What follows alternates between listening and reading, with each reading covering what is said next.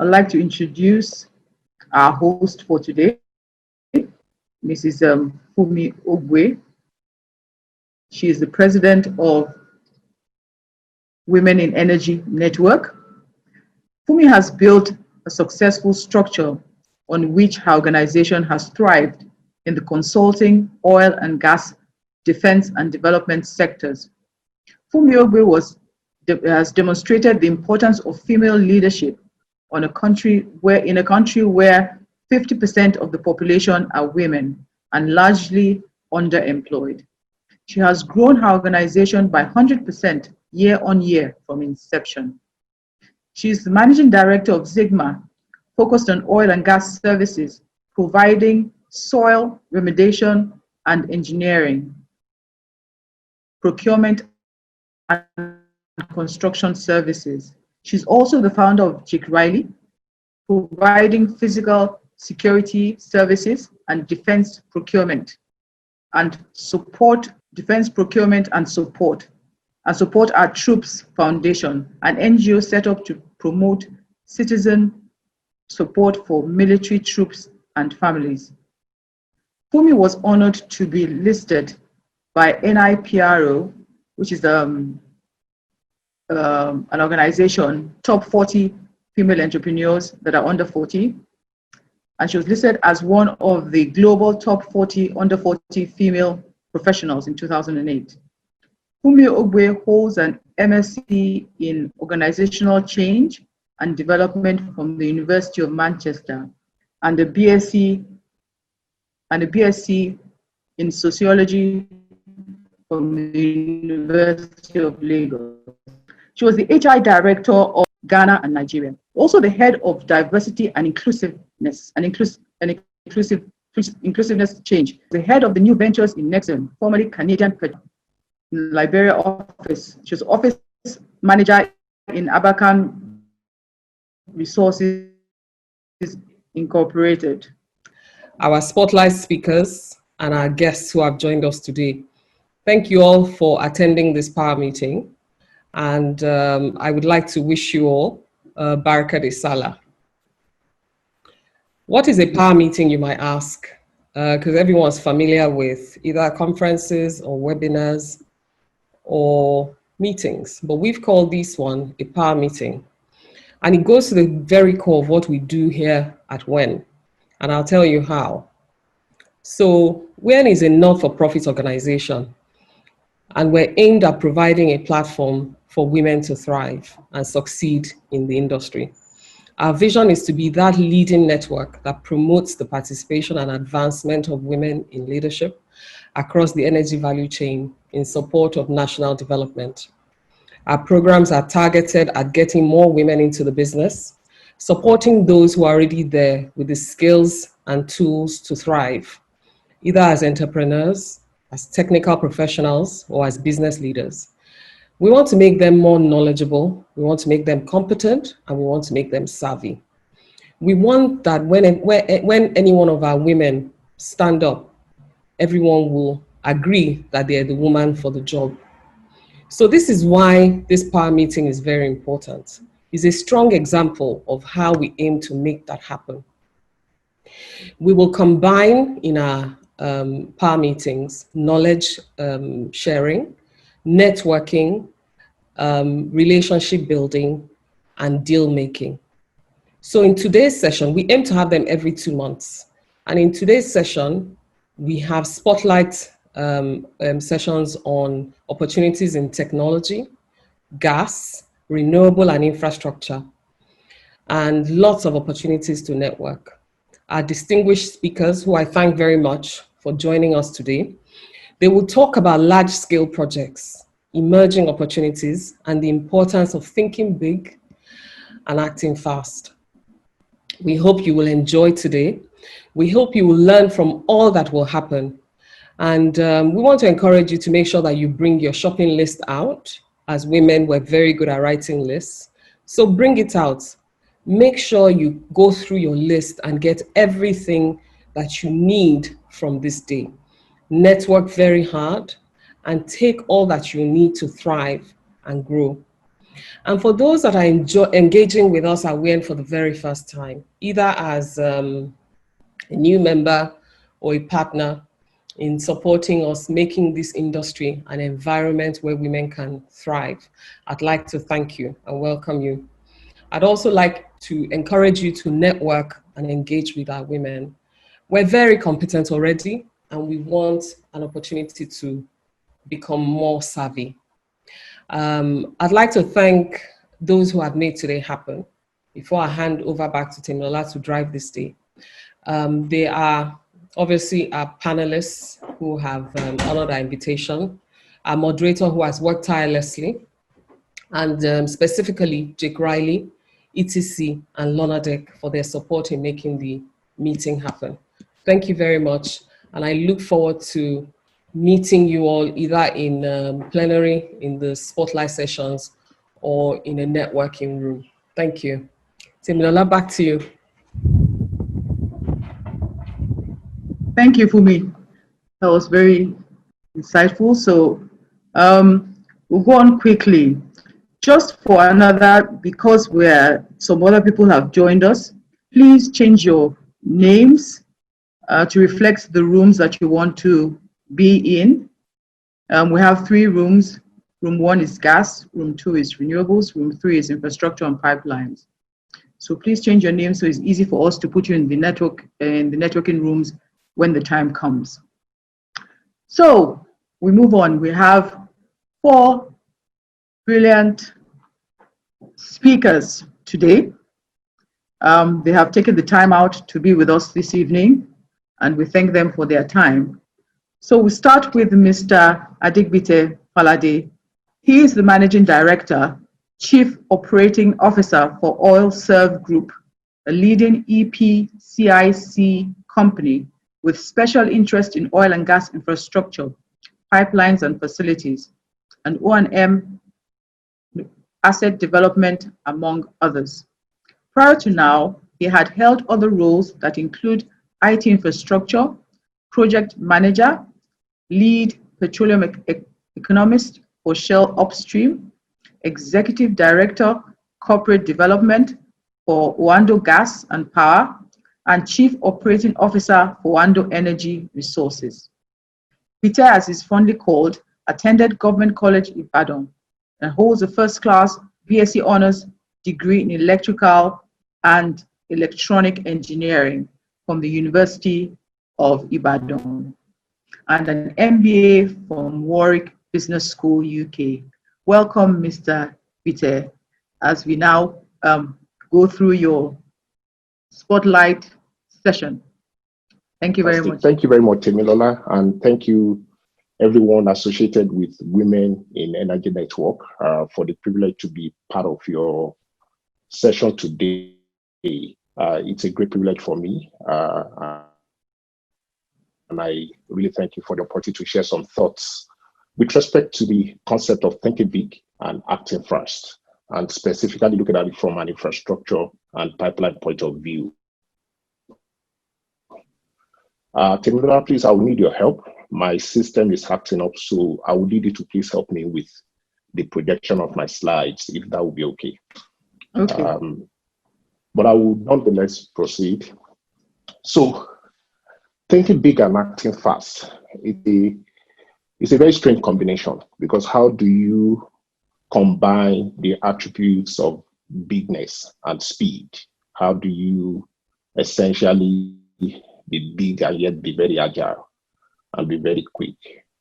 You agree with me that's the challenge for enduring institutions. It's about starting first, small, scaling up, attaining that size, but yet retaining the agility to help you to continue to lead in your chosen sphere of endeavor. And that's really what I think I'm here to speak to, and my co-speakers will also be addressing. So for you to be able to think big and act fast, it's a function of the future that you see. Please, take me next slide, please. It starts with the kind of future that we see. The future, the clarity of that vision to a large extent drives how wide, how big your imaginations can run and the kind of speed that you're able to generate and ramp up in pursuit of what you see and what you contemplate. So that asks the question with respect to renewable and infrastructure, what kind of future do we see? Next slide, please. Sometimes in 1999, as a young engineer working with Shell, I was privileged to be part of a think tank team to fashion out the business plan for the various parts of the organization. And I remember vividly, this was at a time Shell reached a time high record in Nigeria of attaining 1 million barrels per day oil production. This does not factor in gas. This does not factor in condensate, just pure oil. We hit 1 billion, and the euphoria of celebrating that was very much rife in the company. And we were at that forum trying to fashion out the business plan for the organization. And the gentleman who was the general manager production in the Eastern Division that kickstarted the session said something that I've never forgotten up to now.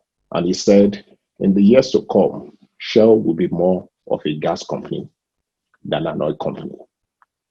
He said, that I quote him, that the future is gas. And I couldn't help correlating what he was saying at that point in time with what was going on. He clearly had a clear vision of what that future looked like.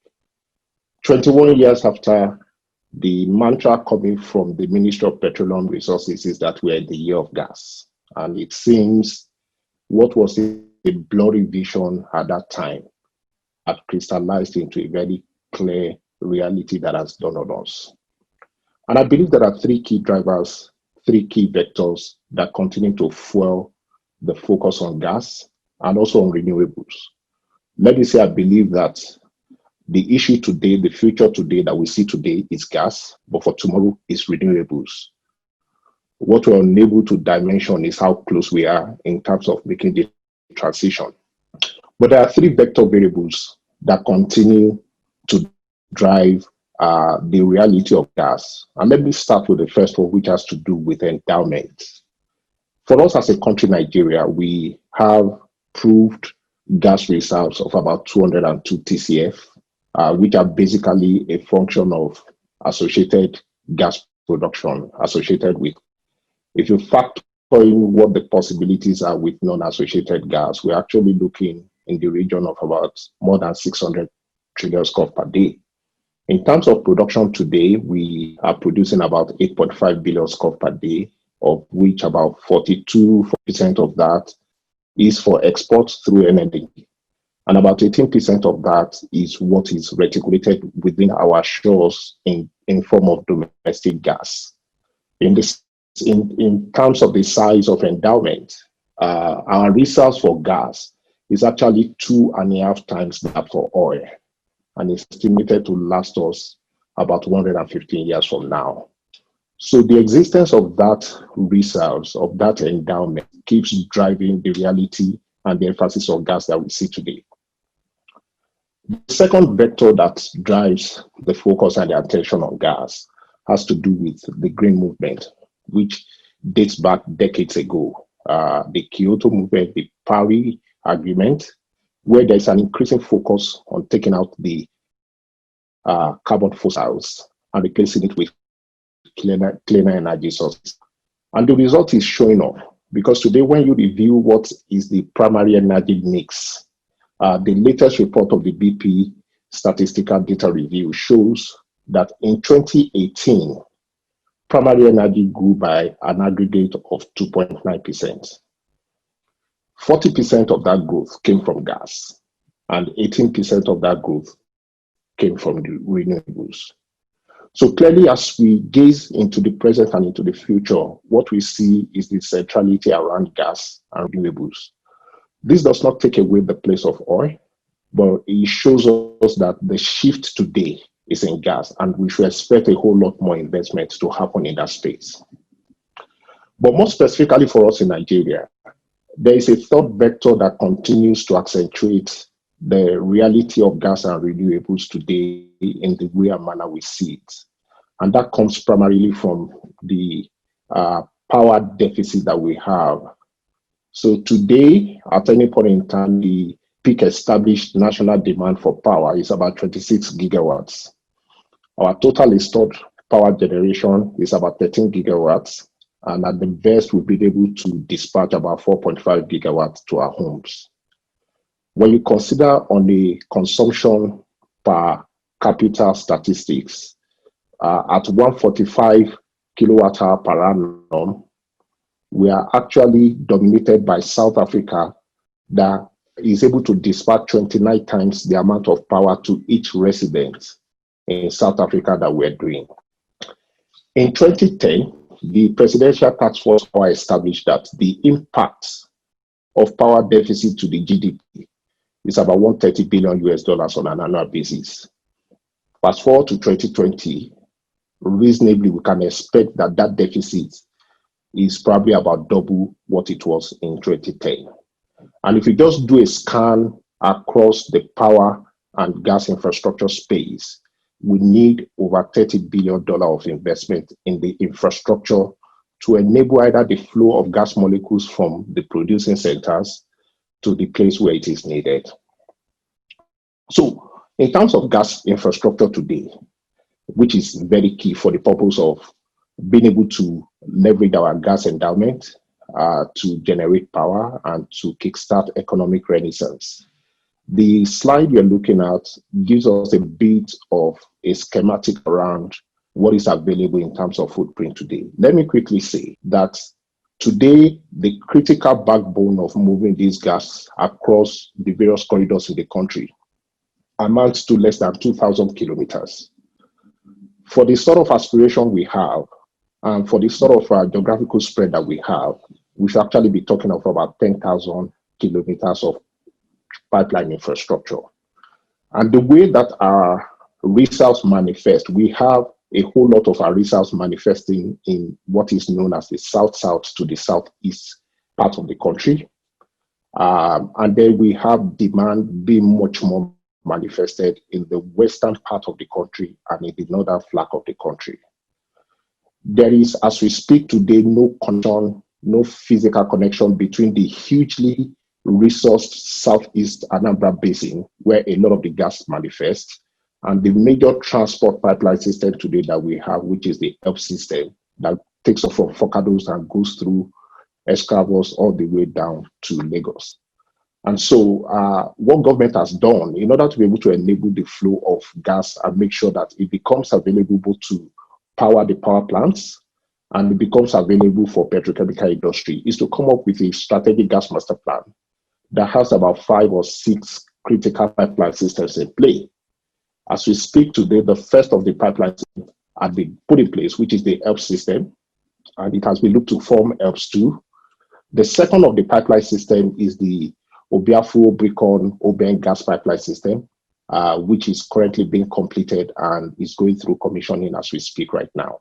The third of the power of the pipeline systems is the AKK pipeline system, the Ajaokuta to Kaduna to Kano pipeline system, which is the inbound section of the ultimate Trans-Niger gas pipeline system. That was just recently awarded, and it's a stretch of 614 kilometers by 40 pipeline system.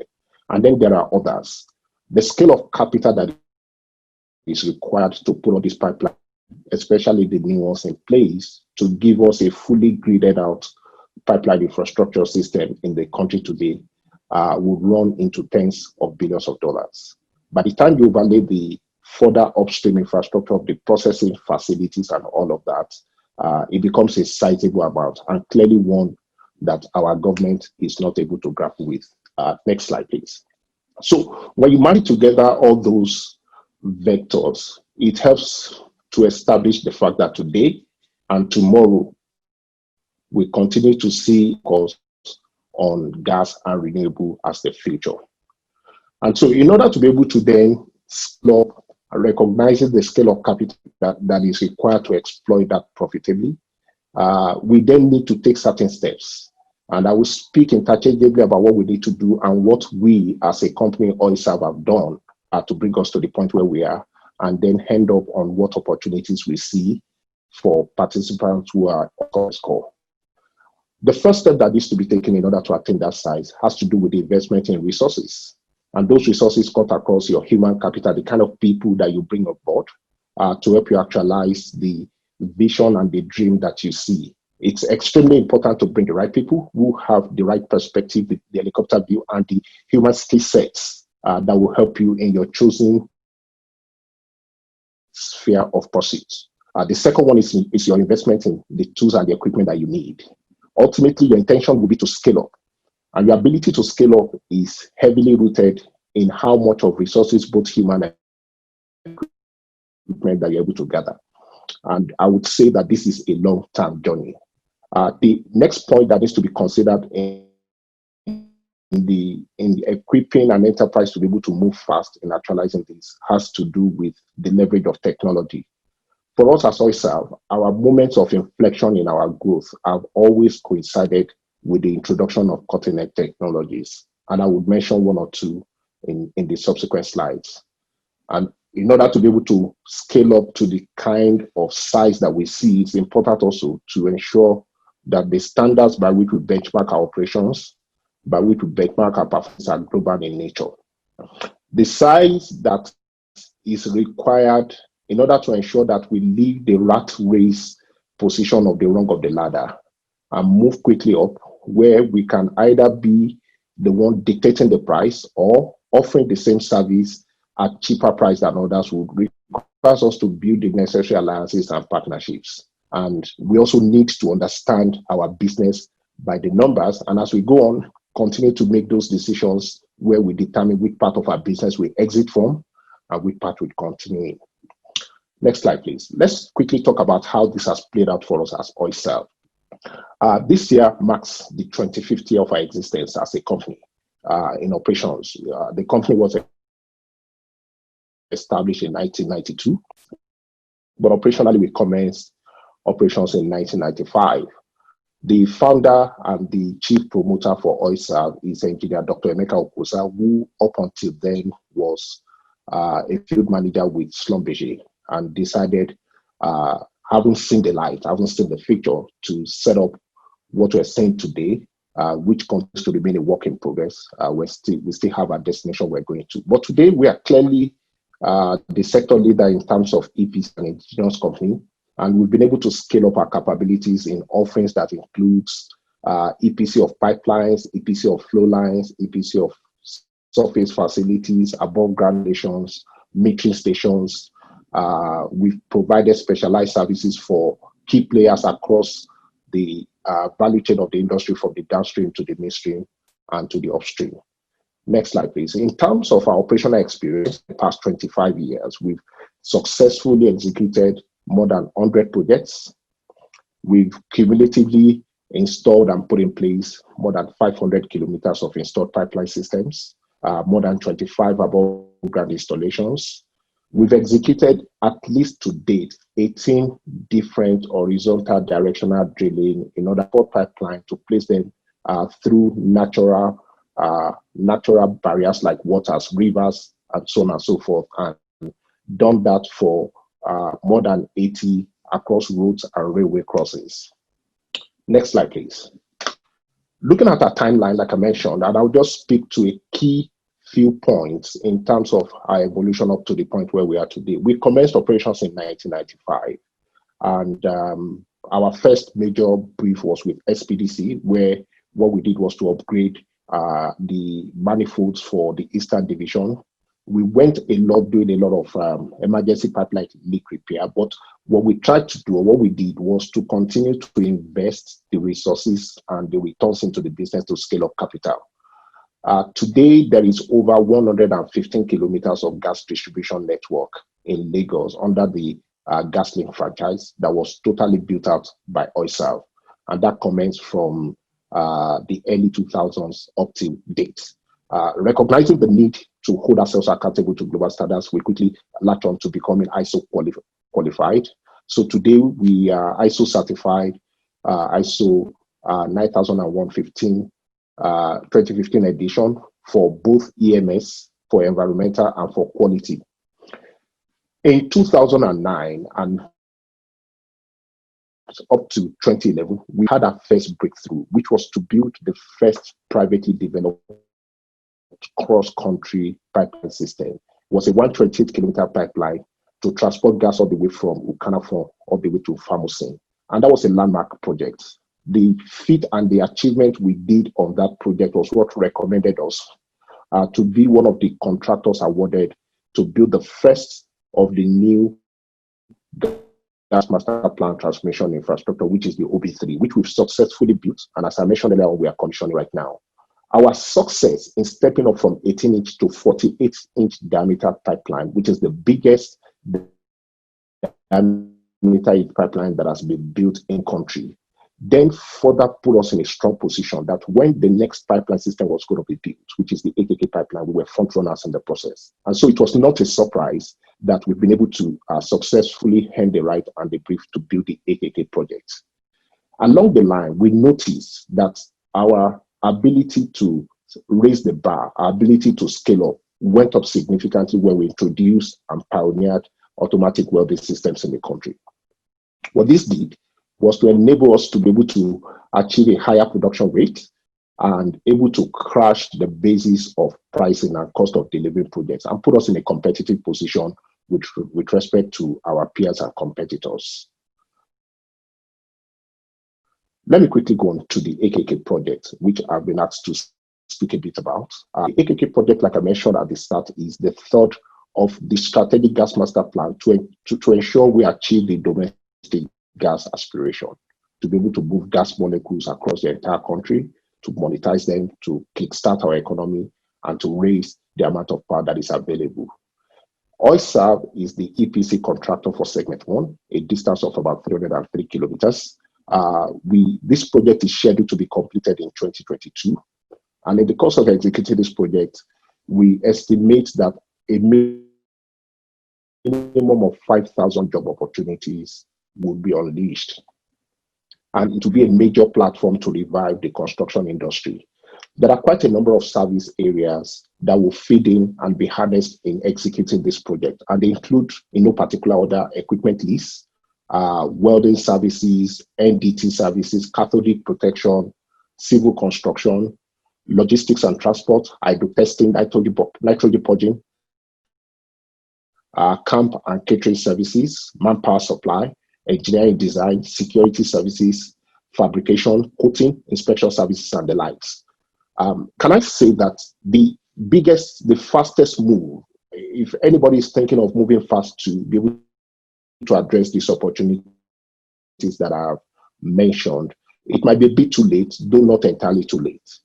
Should, by reason of how things have panned out, some of these are already spoken for in terms of commitment. I think the challenge is about being ready for the next pipeline system that is going to be built. And as I speak right now, there are opportunities that are ongoing. There are tenders that are ongoing for the next big pipeline after the AKK. And that's what I think we should focus our attention on. In parting, and this is the last slide I'm going to speak to, I'm going to leave us with a few sound bites by way of parting shots. I'm going to say today, and from all that we know, the present is gas and the future is renewables. I can also say without any sense of fear or equivocation that opportunity favors the brave. And if we don't think big, we get stuck at the rung of the ladder. And at that rung, we are prey to forces of competition. As somebody said, success is assured when opportunity meets with preparation. And to be fast and furious in our preparation, we need to be that because the next opportunity is already at the door. Thank you very much for your time listening to my little presentation. Please stay safe. Wow, thank you very much, Mr. Gutefadi. That's a lot to take in. So we can see there's a lot to do. As I said, maybe not, I'm sure there's still opportunities within this AKK. We'll look for them, and I'm sure we'll get them. But it's all about thinking big and acting fast. So they thought big and they acted fast. That's where they are. So today is about networking, is about knowing how to scale up, and he has given us a lot of things to think about. We need to be prepared before we can actually reap from what we have sown. We need to be prepared because opportunity always comes, but you need to be prepared. So thank you very much, Mr. Falade, for that insightful presentation. Just before I start with our next spotlight speaker, I'd like to go through the rules again. We said that we have 3 rooms for our breakout sessions: gas, renewable, and infrastructure and pipelines. For us to take full advantage of this networking session, we would like you to go to your names, the names that you use to log on to this meeting, and just rename yourselves by putting the room that you'd like to attend behind your name. So, for example, Timilola Jacobi, I put gas behind my name, or I put infrastructure behind my name. It makes it easier for us to put you in the different breakout rooms when the time comes. Also, please remember that you can put your questions in the chat room. That will help us to collate everything so we can ask the questions, we can ask the speakers at the end of their presentations. Thank you very much. Our next speaker, can we have a slide, please, is Eyono Fatai Williams. She's one of our own. She is the General Manager, External Relations and Sustainable Development at Nigerian LNG Limited. She's an astute influencer, innovative, highly dedicated technocrat and professional, committed to achieving results. She's strategic with excellent networking and communication skills, passionate about organizational effectiveness, governance, and leadership development of young people. She has over 21 years management and leadership experience in oil and gas, IT, banking, printing, and manufacturing. Her core areas of expertise include commercial administration of oil and gas contracts, human resources, and IT telecoms. Can we please welcome Eyono Fatai Williams? Thank you very much for joining us. I know you're one of us. She's a member of the Women in Energy network, and we're so proud of her. She's achieved so much, and she's one of our role models. Thank you for joining us, and over to you. Thank you very much, Temilola, and always a pleasure to be amongst my sisters. A great pleasure to be amongst my own people. I'll be sharing my screen. I don't know I hope you can see it. Slideshow on, I think. Okay, please let me know that you can see my screen, Temilola. We can. Yeah. We can. Okay. You can make it into a presentation form. Okay. Yes, I have. Is that coming through? I have. Right. Okay. So good evening, colleagues, friends, and those who are joining us. I hope you become wine addicts by the time we are through this evening. I'd like to thank Mr. Falade for that lovely presentation.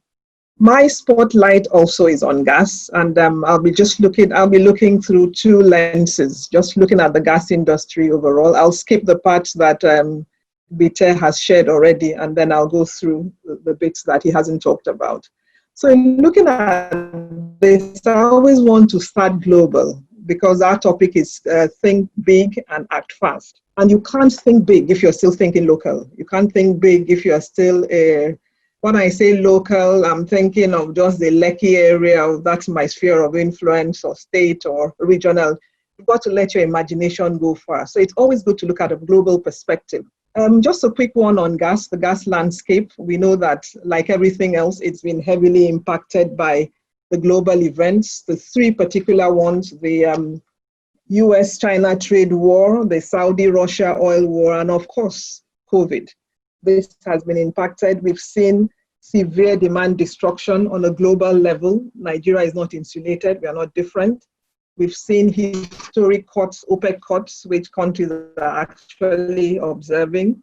and the lowest prices that one could imagine. We all remember when the WTI went negative, futures went negative, and Nigeria cannot be insulated or isolate itself from what's going on.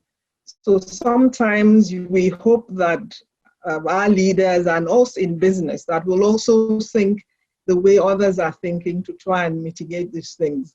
We've seen that in the gas sector, a lot of potential FIDs that should have happened have not happened. So just to help us think global, it's always good to look at that perspective. I like this. I just wanted to bring out that foreign direct investment, getting money, partnerships, funding is one of the things that helps us in this industry. And we can see that over $400 billion in terms of projected investments in 2020 in the gas sector, a lot that has gone. A lot of investments put on hold, whether they'll actually happen or not, I do not know. Nobody knows. A few have happened, but many are not happening. So what are the opportunities for us in spite of what is going on? What are the opportunities for us in Nigeria as players in the gas industry? I don't think anybody can stress enough of it. I like the way Mr. Falade said, it's gas today, renewables tomorrow. So while it's gas, let's cash in on it and see what we can make. It is the area and opportunities. I'd really want to say, look at partnerships, public-private partnerships with credible partners. The days of going alone to do your own thing, I think those days are fast disappearing, and it's important that we find the right partnerships. What's Nigeria's potential? Mite talked about this, 202 TCF with the potential for unproven 600, but we know it's there. So what's Nigeria doing? It's not what you have, but what you do with what you have. I just tried to show some statistics. Australia, Malaysia, Indonesia, they have less than we do in reserves, yet they are doing a lot more with that gas than we have done. Typically, we always look at gas for just power, but there's a lot we can do with gas, feedstock, automobiles, generators, cooking, heating, so much we can do with gas. So we need to expand our horizon to just cash in on the possibilities when it comes to gas. Just showing beyond energy, the other things that you can do with gas, agriculture, fertilizers, a lot of petrochemical feedstock, lots of things you can do. But transportation is a big one. We've seen that in some West African countries, I think Ghana in particular, and there's no reason why in Nigeria we can't cash into this. I just want to show this to expand your mind and challenge you on the opportunities that are available. So in terms of opportunity areas in gas, I've looked at 5 opportunity areas, but I don't want to forget to mention that you need to align with the Nigerian Gas Association. They have a lot of resources and they have a lot of information that you can tap in from. So you don't need to go too far. You don't need to always go to any international body. The Gas Association has a lot of information, and Wayne will be able to provide this information as well to help us in the different areas that we're interested in. So 5 opportunity areas. The first one, Mr. Falade has talked about a lot, so I won't go through this, but it's just that in the pipeline gas subsector of the gas industry, there are opportunities, but Mr. Falade has talked about this, so I'll skip it. Major project being the AKK pipeline, but we also saw an innovative move by the president doing a virtual commissioning. I think we'll all take a cue from that. Second area is in CNG. CNG is the second area in terms of opportunity areas, broad opportunity area for gas. And in this area, there are not too many players. Nigeria is not too big on this, but it's an area that one can tap into with careful planning. There are people already in the industry who are in these areas. There are players here, but I'm mindful of mentioning names of companies. So in the CNG sector, we've seen that the aggregate capacity in Nigeria okay, sorry, I lost connection for a minute. In the CNG sector, we've seen that the major areas are around Lagos, Ogun State, Edo State, and Abia State. This is where you have CNG in use. So there's room for growth. There's room for, there's opportunity for businesses in these areas to expand. Nigeria has 36 states and FTC, and we can only see that it's only in 4 states where this is happening. Optimal operations about 250 kilometers from a CNG station, and it's stored in skids like you store LPG in cylinders. So there's room for business here. This is, I think, an area that is within reach for most of us. This is one of the lower areas in terms of entry into the gas business. The next one is LPG. LPG, this is an area where there's a low barrier of entry. I mean, if I were to sort of order the different opportunity areas, this is probably one that has the lowest barrier of entry, because along the LPG value chain, there's transportation, jetties, storage, down to retail, down to having retail stations. But for LPG, it comprises of butane and propane, and we know that aggregate capacity in country is about 1 million tons. But it's a shame that we still have to import a product that we have in country. I hope that with this year being the year of gas and the focus on gas, that more can be done in country. I've mentioned earlier it's used for cooking, fuel gas, and generators and other things. On the infrastructure side, most of the infrastructure is coastal. The infrastructure is the main problem in Nigeria when it comes to LPG. The coastal infrastructure, about 40 kilotons, mainly in Lagos, most of it in Lagos. There's now one in Port Harcourt. There is Warri and Calabar, but Warri and Calabar are not as active as Lagos, and hopefully Port Harcourt will serve the South-South well. So there is a new facility in Port Harcourt, coastal facility in Port Harcourt.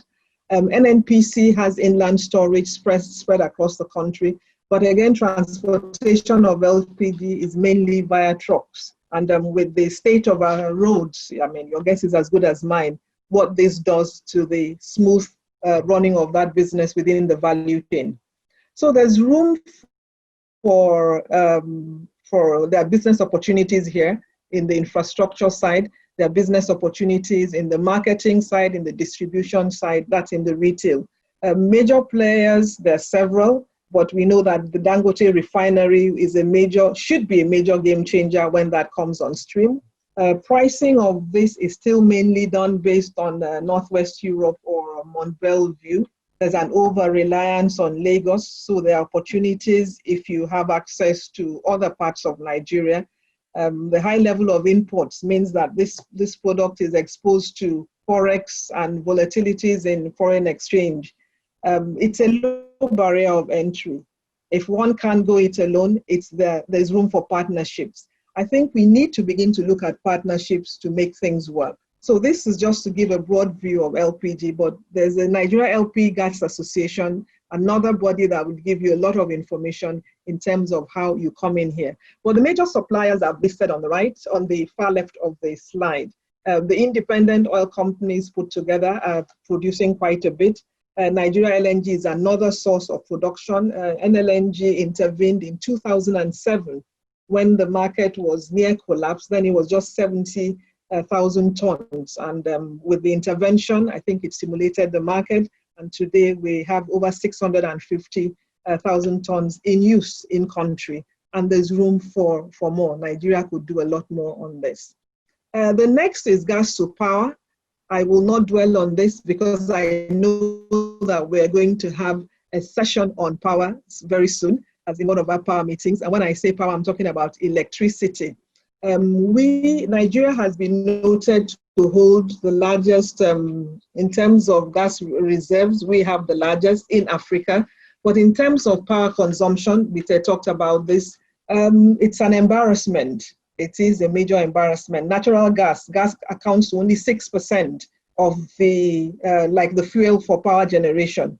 So for Nigeria, there's room for the opportunities here, room for investment. But again, it would mean networking with the right people so that one can benefit from somewhere along that value chain. Next one is, right, this is the one I'd like us.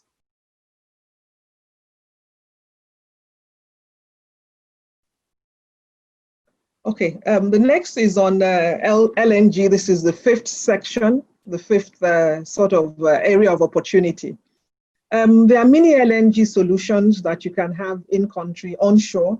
We know there's Greenville, mini LNG solutions. There are floating LNG solutions that you can have on vessels. There's then the liquefaction plants, the sort that Nigeria LNG has, big installations. So it's scalable. It's scalable depending on where one wants to come in. It is scalable.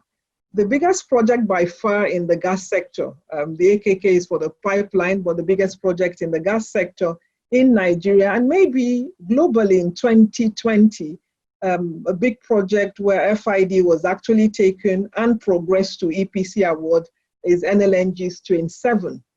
NLNG's Train 7 will add 35% to the current installed capacity from 22 million tons to 30. We went through an elaborate process as projects of this nature do. It's been 15 years in the pipeline, in the making, but at least it finally happened. So the rest, they say, is history, as they say, is history. EPC contract has been awarded to SCD JV, Saipem, Chioda, and Daewoo, with Saipem being the lead. A lot of work on Nigerian content. I think in NLNG, first time where a Nigerian content plan was actually signed off with NCDMB at the very early stage of the project. So NCDMB, the two major groups in the execution of this project are the NCDMB for the Nigerian content and SCDJV for the execution.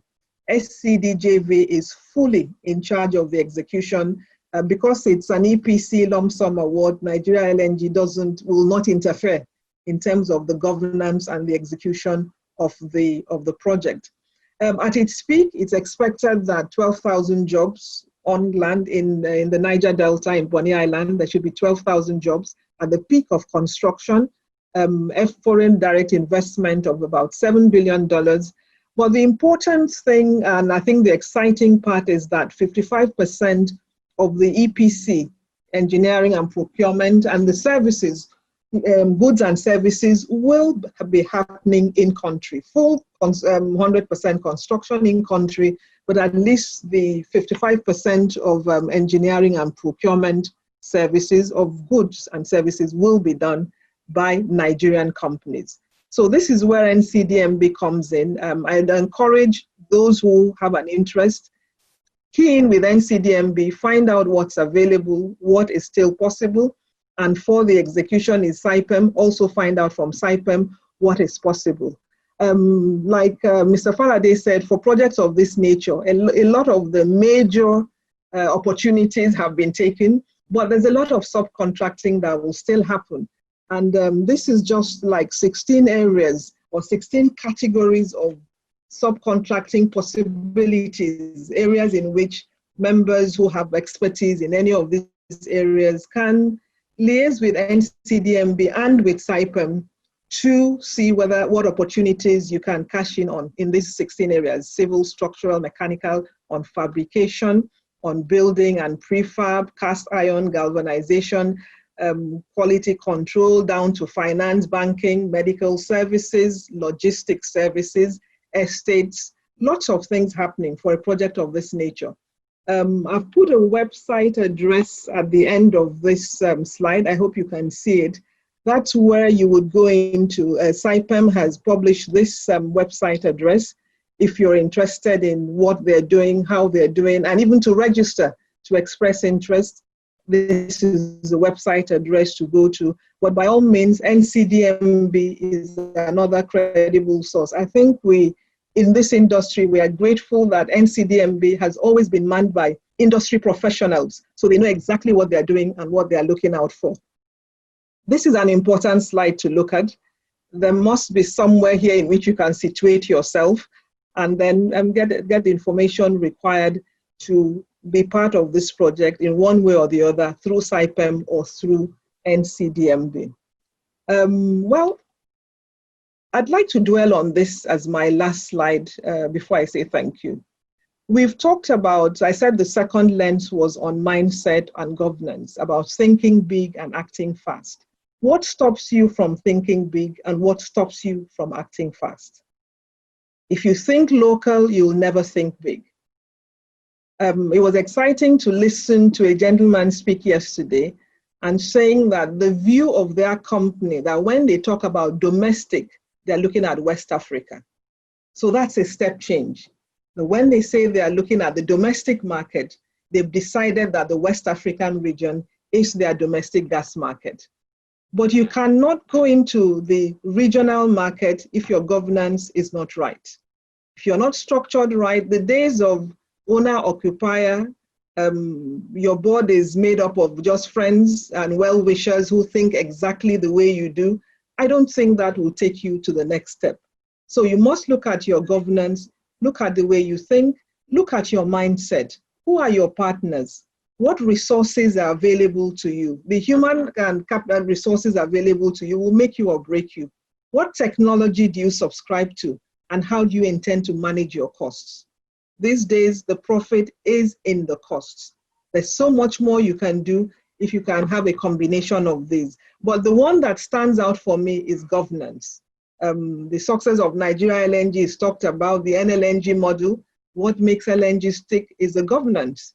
Strict adherence to governance, respect for contracts, respect for clauses you have in your contracts, and just thinking and doing things on a global scale and the way things happen. If you don't make that step change, I'm afraid no matter how big you think, you'll always be a big fish in a small pond. So I'd like to leave us with this slide before I say thank you. What is your barrier? What's the barrier? What has stopped you from thinking big? You look at those 16 categories and you think, oh, I don't think I measure up to any of these. Why should you think so? So ladies and gentlemen who are listening, please let's expand our horizon. By now, Nigeria should be exporting resources, manpower, human technology to the rest of Africa when it comes to gas. The future is gas. So let's forget oil and begin to think gas and begin to exploit our resources in this direction. So I'd like to say thank you very much for listening. I look forward to the breakout session where maybe we can talk a bit more about this. Thank you, and Temilola, over to you. Thank you. Thank you very much, Eyono. That was extremely insightful. We've talked about collaborations. We've talked about a lot of governance, corporate governance, which I think is a sticky point with many Nigerian organizations. But I mean, that's the way to go. For an aside, your website that you had on your slide didn't show. So is it possible to just bring it up again so that people take note of that website that you've given us?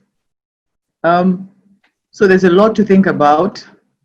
And I know that many people are saying, oh, how do I fund all these big things? Because people are always thinking about finances, you know. So maybe when the Q&A comes up or in the networking session, we can ask you and get a little bit of insight into how a lot of these projects can be funded. And there's a lot of scalable projects in this. You start small and you actually scale up with using a lot of technology as well. Thank you very much, Eyono.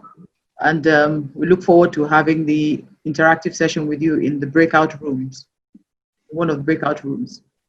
Thank you very much. So can everybody see the website at the bottom of the screen? We'll be putting it in the chat box. So please visit the chat box from time to time to see different messages that we're posting in the chat box. Please go there, put your questions there, look for information that we have posted there. And also please remember to change your names so that we can put you in the different rooms. Please, our rooms are gas, renewables, and infrastructure. Please change your names now. I see many people have not done so. Please do so that we can put you in the different rooms and you can have that closer interaction with our speakers. Thank you very much, Eyono. Our next speaker is a Nigerian. His name is Dr. Boa. He's the Chief Executive Officer of All On and joined the team from the Boston Consulting Group, BCG, where he was one of the founders of the strategy firm's Lagos office.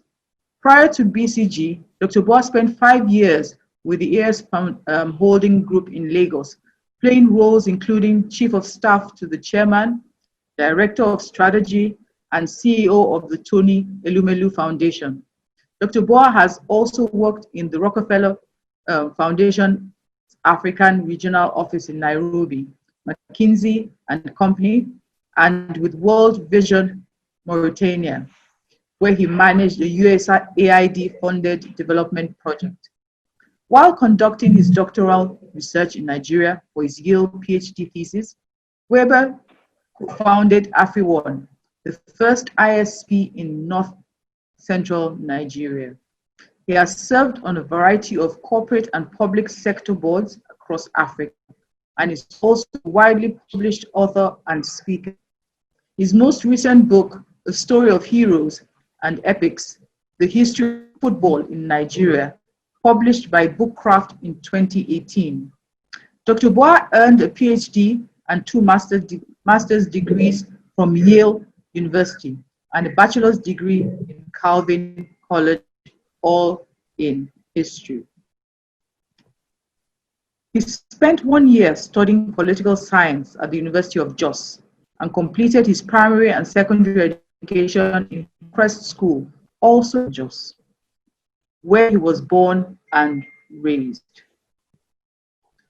Mr. Dr. Boa is with me. I mean, he's more Nigerian than many of us, and would like to welcome him to our session. Dr. Boa, can you hear us?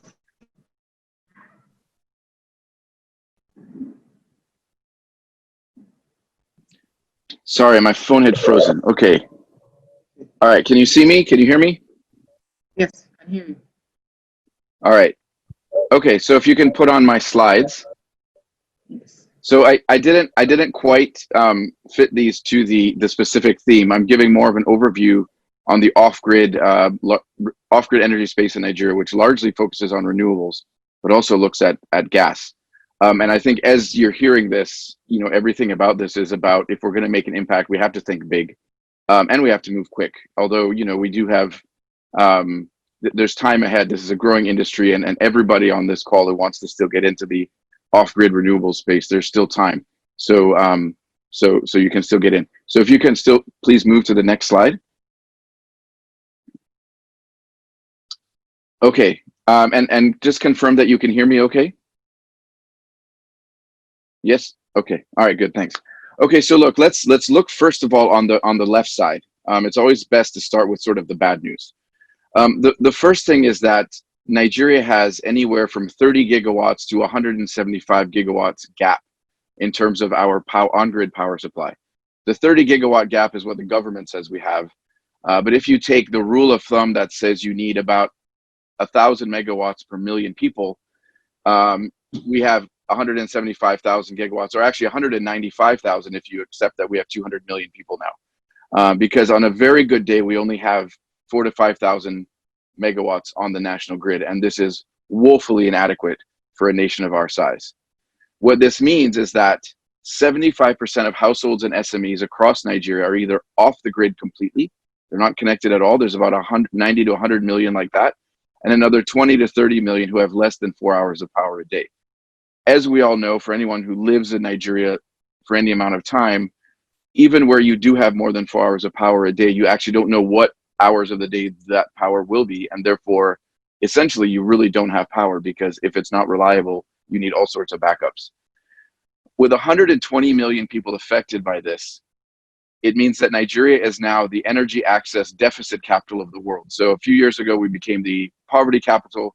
Now we're also the energy access deficit capital in the world also, because India, which was ahead of Nigeria in terms of numbers, has put tens of millions of people on the grid in the last few years, and have now overtaken us. And now Nigeria is the worst in the world in this regard. And of course, if you think about it, it's not just about that because of that we have poor power, but having an inadequate power system also means our healthcare sector struggles to work. You can't do surgery when there's no power. You can't store vaccinations when there's no power. Our education system is underperforming when children can't use technology in the classrooms. Children can't study at night. You can go all the way through almost any socioeconomic indicator in Nigeria, and we do relatively poorly. And if you look at the fundamental foundational reason, it's often because of power. And so fixing this is really, really, really important. Now, what Nigerians have done for over the past 20 to 30 years because of this huge power gap is we've become also the world's capital for generators. And so there's anywhere from 20 to 60 million generators that we're now using, powered by diesel and petrol, to power every household, every little shop, every business, everything. And obviously this isn't economically viable. It's not environmentally friendly. We emit millions of tons of carbon annually from this, and it's also noise pollution, dangerous, and just relatively inefficient. So that's the challenge. That's what we have to realize that is out there. It's a massive, massive challenge to fix the energy access gap. But what that also means is that the opportunities are also enormous. So statistics show that Nigerians already spend on an annual basis about $15 to $20 billion on alternative energy solutions. That's 10 times what they spend on the grid. They spend roughly around $2 billion a year paying their bills for the discos, and about 15 to 18 billion or more a year on alternative sources of power. And that's primarily diesel and petrol generators, but it's everything from batteries to candles to torch lights to kerosene lantern, every firewood, charcoal, everything you can imagine goes into that. And so it's a huge amount of spend that Nigerians are already spending on power. And you wonder why the discos don't figure this out and sort themselves out, because they're leaving an awful lot of money on the table. 15 to $20 billion is the size of some economies of entire African countries. So it's a significant amount. The Rural Electrification Agency tells us that Nigeria's Rural Electrification Agency tells us there's a $10 billion investment opportunity immediately in mini grids. And we'll talk about what mini grids are in a bit more detail in the next slide. There's a market for solar home systems in Nigeria, which are sort of standalone single household solar systems, for over 10 million in the Nigerian market. And if you think about the solar home system market globally, that started about a decade ago, has only sold about 3 to 5 million units. And the estimate is that Nigeria has an appetite for over 10 million. So again, massive, massive market. And then also, very importantly, if you're looking at this as a business opportunity to solve this problem, there is an extremely high willingness to pay for power. The typical Nigerian household is willing to pay 3.5 times what they pay in India and 2 times what they pay in East Africa for power. So we have a gap, we have the technology, we have opportunity, and we have a market, and we have people who are willing to pay. So it's probably one of the largest, single kind of sectors in the world that is yet untapped, and it could be a gold mine for many people who get in it early and do it right. And then finally, this is very important too, there's a sound policy trajectory. So in the last few years, the government has put in place regulations like the mini grid regulation, the eligible customer regulation. There's a new franchise regulation that's coming out. There's a $500 million Nigeria electrification program run by the Rural Electrification Agency. Mobile banking regulation changes are also making it easier to pay for these off-grid solutions. So if you take all of this together, we're really on the right trajectory, and the opportunities are enormous. So again, if you're looking for a great opportunity where you can make money, but also create substantial social impact, positive social impact, this is definitely a place to go. So let's go to the next slide. So there's basically 5 segments of the off-grid sector.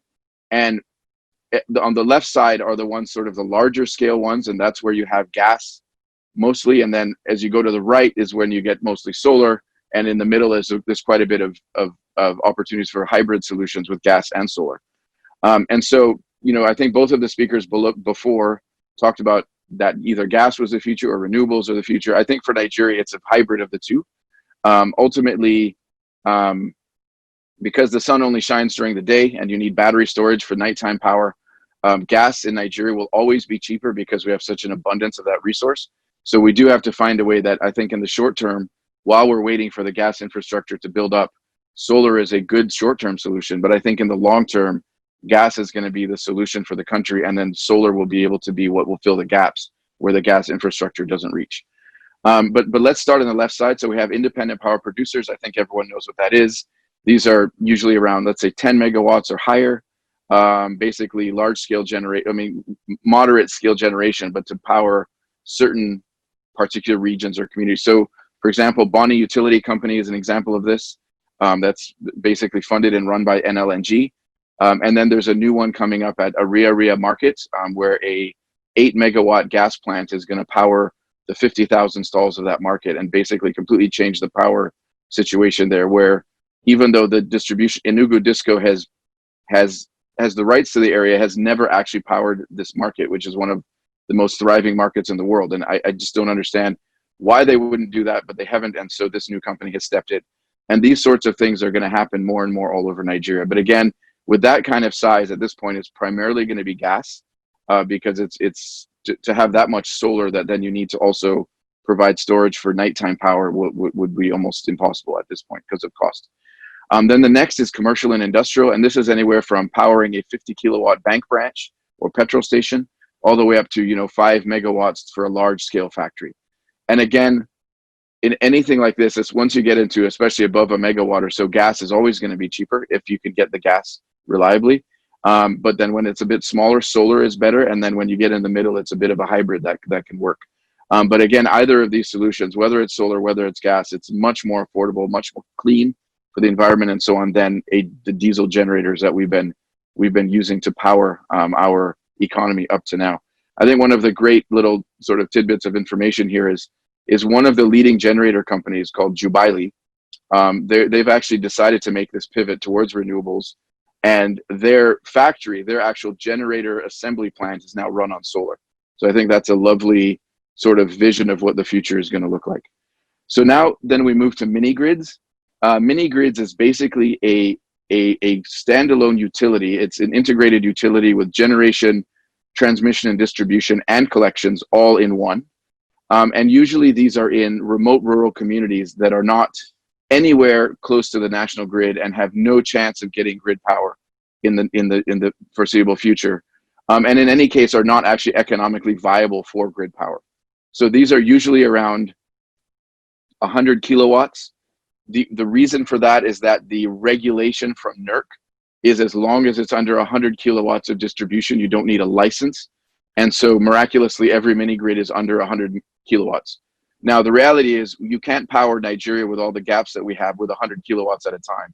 So NERC really does need to raise that threshold. But for now, that is what works. And so this is largely, think of, small, modest sized villages all over Nigeria, let's say 300-400 to 1,000 households. You then put a solar plant there with some battery storage, often with a diesel generator backup, put transmission lines, very simple transmission lines through the community. Every household is then metered, and then it's a pay-as-you-go system.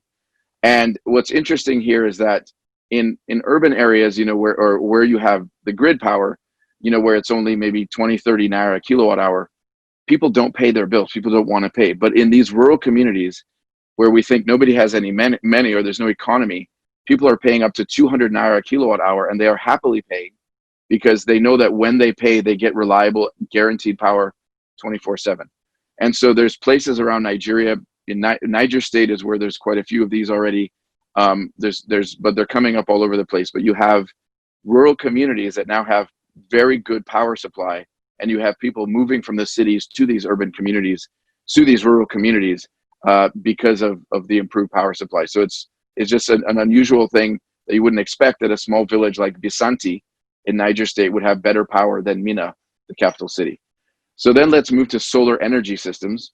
So solar energy systems are a unique category in the off-grid space for Nigeria. In other large off-grid markets like India, East Africa, elsewhere in West Africa, the off-grid is mostly rural and quite deeply rural.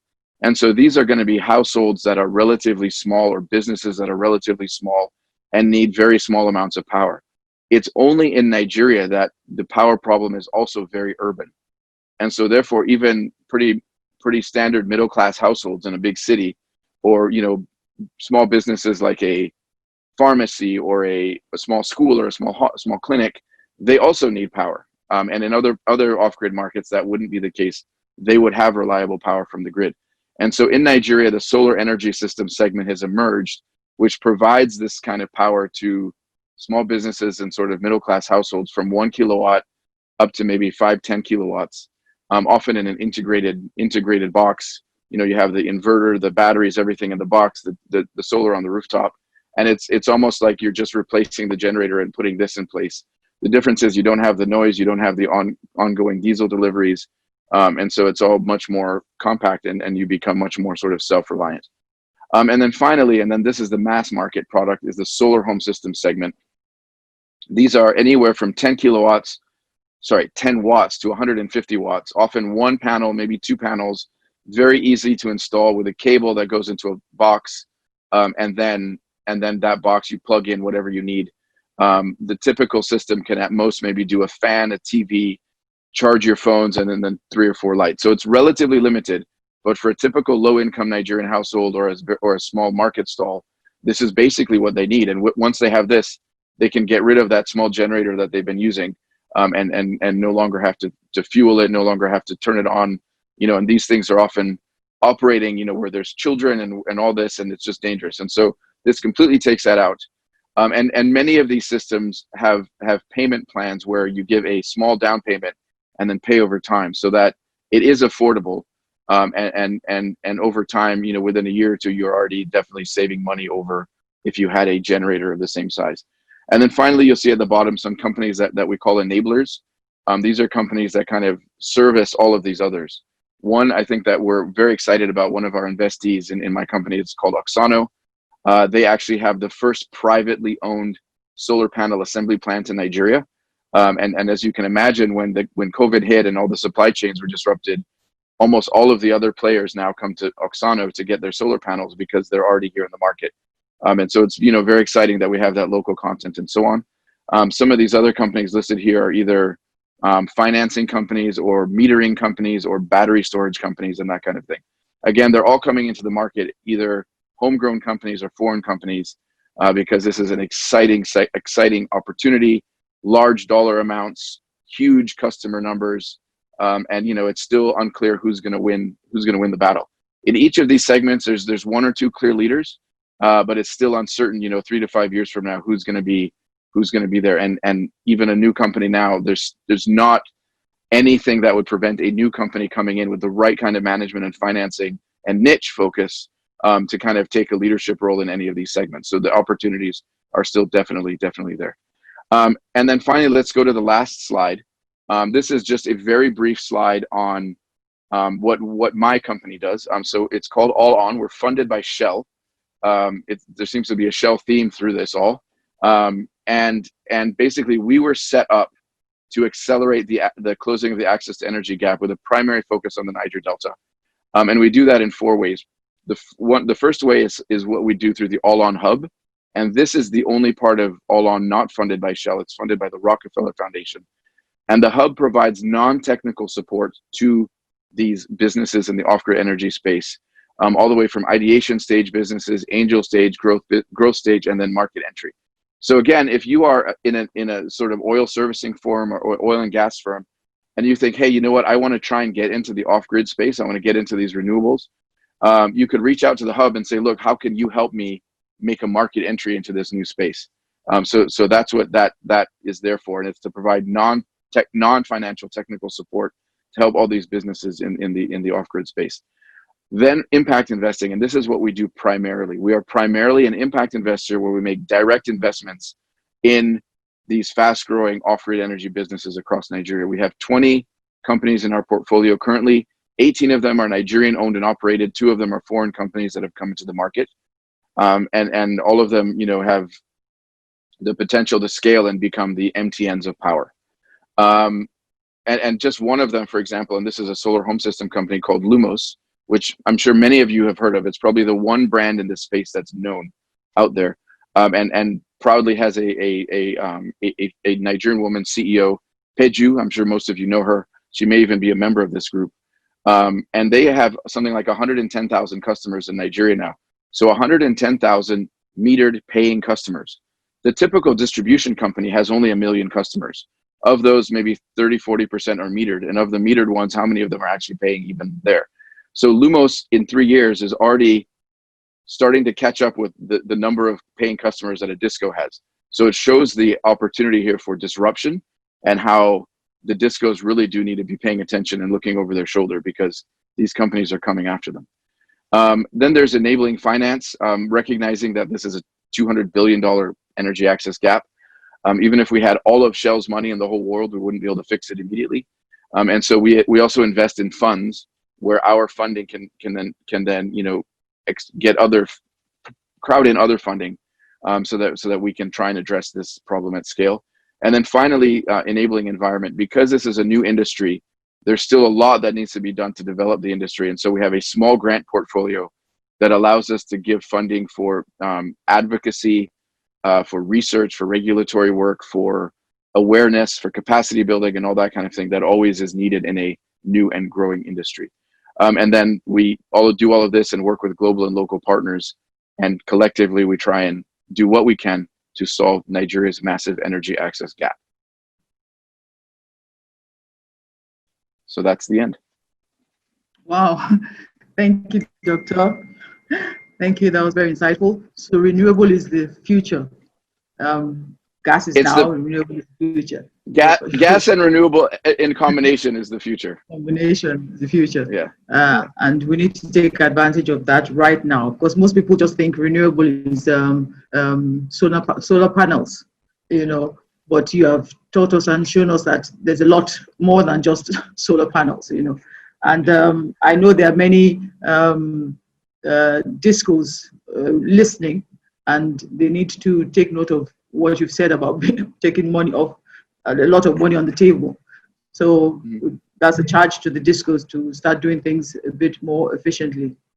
Thank you very much, and we would interact with you a bit more in the breakout rooms. Thank you, Dr. Boa. You bet. Please remember to put your questions in the chat box. We have many questions coming. Please avail yourself the opportunity to know a bit more subject matter and put your questions there. Also, please change names. Remember to change your names so that you put in the right room. We don't want to miss any session. Just I think sooner the better. So please, everybody has a structure or pipe or renewables behind them. When we get to that networking session, it will be much easier for you to go into the rooms. Thank you very much, Dr. Boa. So we go on to the backbone of everything. So we have our last speaker. She's also one of us. We're very proud of her and what she has achieved. She's going to be talking to us. Well, I'll leave that to her to talk about. So I'll just introduce her. Her name is Charlotte Essiet. She's currently the Director of Corporate and Regulatory Affairs at AOS Orwell, one of the leading indigenous oilfield services, one of the leading indigenous oilfield servicing brands for process automation and control. Wellborn Construction and Oil Country Tubular Goods in West Africa. It's a mouthful. A trained engineer, Charlotte is a highly motivated and knowledgeable professional with more than 20 years national and international experiences in the oil and gas sector. She has a successful track record for taking on cross-functional leadership roles in global conglomerates like Baker Hughes, Halliburton, to name a few. She holds a bachelor's degree in mechanical engineering from the Lagos State University, LASU, an MBA in engineering business management from Manchester Business School, and an executive certificate in strategy Marketing Management from Stanford Business School. In addition to this, she holds an executive certificate in transformational leadership, excellence, and corporate governance from London School of Economics and Political Science. Wow. Charlotte, welcome to our program. I know you are one of us, and we're so proud of you. You achieved so much. You've scaled up, pivoted, and here we are. So you're going to be talking to us now. Well, I know your topic, but I'll just let you go on to it because she's going to be talking about technology. As we've seen in all our slides, in all our presentation, our spotlight sessions, technology is key. So how do you scale up, pivot, and think big and act fast with technology as your backbone? So we hand over to Charlotte Esiet as she puts us through her spotlight presentation. Thank you, Charlotte. Thank you, Tammy. Welcome, everybody. It's nice to be here. I hope I'm able to round this up in 10 to 15 minutes. Tammy, yes, please share my slides out. Look, I have like 2 screens here, so I'll let you share, then I'll do with the other ones. Thank you. Okay, so give us a minute there.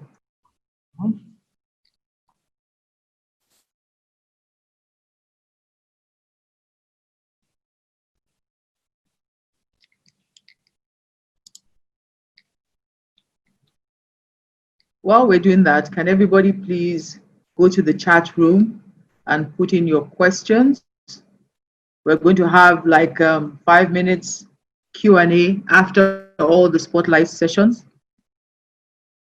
So everybody please go to the chat room to put in your questions. And also please don't forget to put in your preferred room. Please put in your preferred room. There's still many people that haven't done so. Please put in your preferred room. We're also on YouTube. We're also on YouTube. If you go into the chat box, we have all the details there. Okay, just some housekeeping. ETC, please, can you share her slides?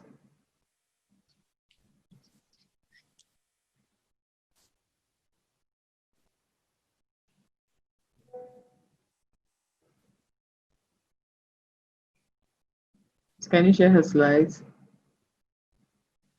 Okay, thank you. Right. Okay. All right. Thank you very much. Okay, thank you. So my topic today is we've heard out the big think big, act fast, and I'm just going to be talking about the role of technology and how we scale through our companies, enterprise, and all of that. If we go to the second slide, one of the key things that I like to talk about when you're looking to succeed in business is what actually motivates you. So I did a search and I realized that a lot of people like to see positive, appreciative reactions. A lot of people like to figure out things. And so when you're appreciating reactions from a business, that means customer satisfaction. Figuring out things for me would be being innovative, and then there's a lot of technology that we're trying to go around. So when Zoom came out, a lot of people were trying to function out how to work through Zoom. Networking and connecting, for me, I looked at it as business continuity. So if you don't get all of this out, then how do you succeed in the business? The third slide, please. When we looked at this, I went through and understood that the old way of doing business would never take us away from getting to the level where we want to, especially with the topic we have. And so we looked through what I will call a platform business model. And that is the business model that creates value by matching 2 or more players, what we call an interdependent group, usually a consumer and a producer. And when you see those 2, the idea is that there's a value creation and there's something being exchanged, which is a value monetized. A typical example that we've been seeing is the Uber platform that connects the riders and with the drivers, and so that they can exchange a ride with the value. Now, please note that, a platform is not a technology or a system. It's a business model that facilitates the creation of value. I always like to think about this too, that, you know, when you don't learn new rules of strategy, especially in this platform world that we're in today, I think that the next thing you should be thinking about is how to scale up, or you might be exiting from that business. Slide 4, please.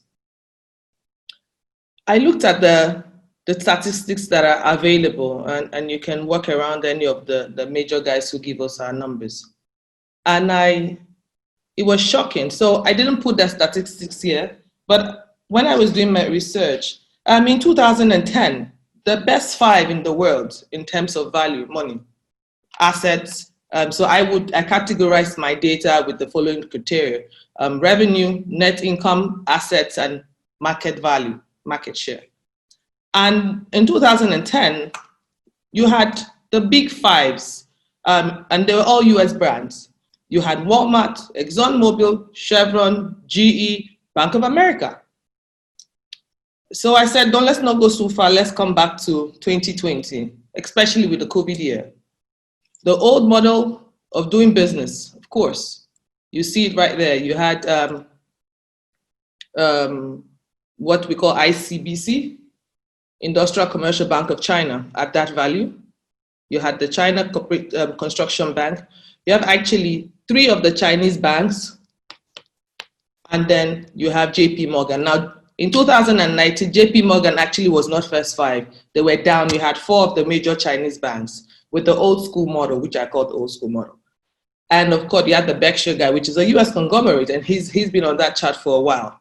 Now we walk into the platform business models, and you can see all of these guys are technology brands, and in greater than 3 years, this is just the numbers that they have had. They have become a major brand in the last 3 years in terms of the large kind of revenues that they're making all over the world. Now, if all of these guys are all technology guys, then that tells us something, that there's a lot that we're not harnessing. And if you don't play in the technology world, then there's something that might not be right. So if you look at these guys, you have your Microsoft, you have Apple, you have Amazon, you have Alphabet, which is Google, and you have Alibaba. And this is just a scaling of 3 years being together. They're called the 5 big techs in the world. Now, if you look at this, it just tells you that e-commerce technology is the best place to be. Now, I've looked through the industry that I've been. There's no IOC on this 5 listing. There's something that we're not doing right, and there's something that the major IOCs should be thinking through. So we should be thinking through a platform business model where you can have, for example, inventory supply chain. You don't need to carry that inventory anymore. It's killing you in terms of your revenues that you have to scale up. At the end of 3 years, you and I know that your spares is a 2-year spares. If you don't use the spares in 2 years, a lot of them have served their shelf life. You have to bin them, or you have to find your way of destroying it. Now you're going to pay suppliers to destroy, you're going to pay logistics to bring them in, storage. It might be sitting in my facility, for example. You don't need that. So I think that we're too traditional in the oil and gas industry, full energy. We're too traditional. We need to at least replicate and see what the tech guys are doing. And I think that they have done extremely well. We'll go to the 5th slide, please. So when I looked at all of them, I thought, it's going to kill us. It's a killing long-lasting and successful business brand. Look at this pyramid, for example. The most profitable that I did mention, the Amazons and the Apple, Facebook, Google, and they have all had, an open-ended entire business model by adopting a phenomenon called the platform business model. Now, and if you look at the next one, I did say, it also still tells you how they are all a combination of greater than $300 trillion when combined together. So I sit here and I look at everything we do in this fantastic industry, and I sit back and I look at Amazon. Amazon is the strongest, the biggest security defense company in the world. They have all your data. Data is the new dollar. So I think that we need to start thinking differently. iTunes has dominated the music industry. Data, technology. Uber, the same thing. Transportation is done. It's all Ubers. So we need to work around something like that for the energy sector. McKinsey would say 30% of global revenue by 2025 is accounted for worldwide would be 60,000 trillion in revenue, and it's from platform business modeling. Slide 6. This just gives you a brief on what the dominated economies will be.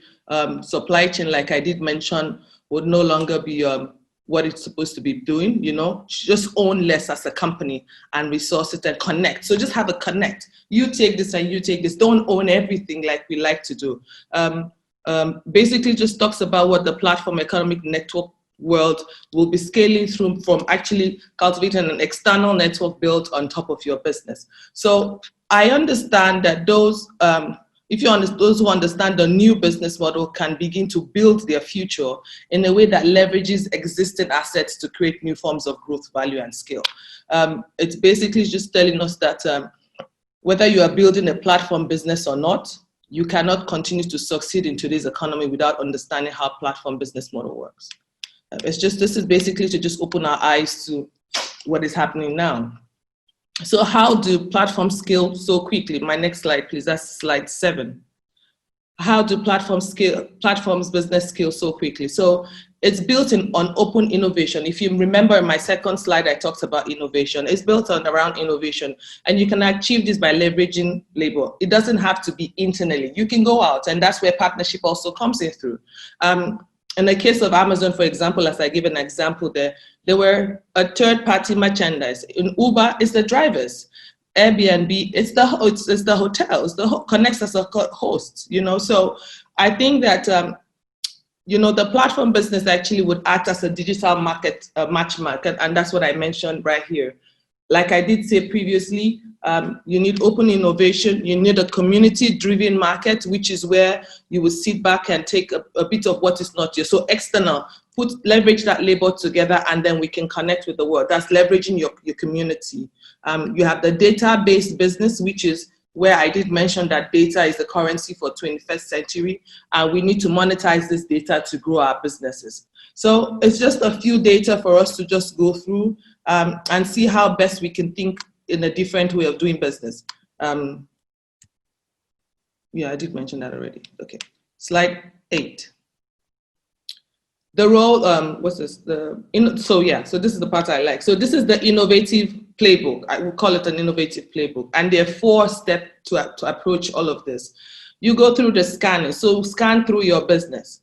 We begin with scanning your business environment to analyze and understand all the opportunities and risks that influences your business. When we're done through scanning, ideation, what can we do to define the platform ideas for your type of business? When you have finished identifying that, you identify all the prerequisite patterns for building and running a platform with a clear, defined, unique value proposition, and a strategic roadmap to bringing that platform to bear. And then we run through that strategy. So this just gives you a 4-stage approach on how best we can help you through dealing with all of this. Like I did say, scan, ideation, your value proposition, and then your strategy. And that will be your innovative framework. My slide 9 has the last 2 points that I talked about, which is the steps of innovation process focused on defining everything from the producers, the consumers, the network effect of your data collected, and the services that will enable the platform to achieve your clear roadmap for profit early on. So it's in the same forte. If we look through the 4, we think through it, it's something that we can do. And of course, my last slide, simply tells you that 90% of the data in the world today was created in the last 2 years.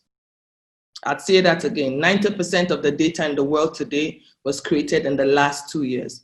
The value of data can also be measured easily, as many of us today, most successful business have demonstrated that data appreciates in value when translated to meaningful information.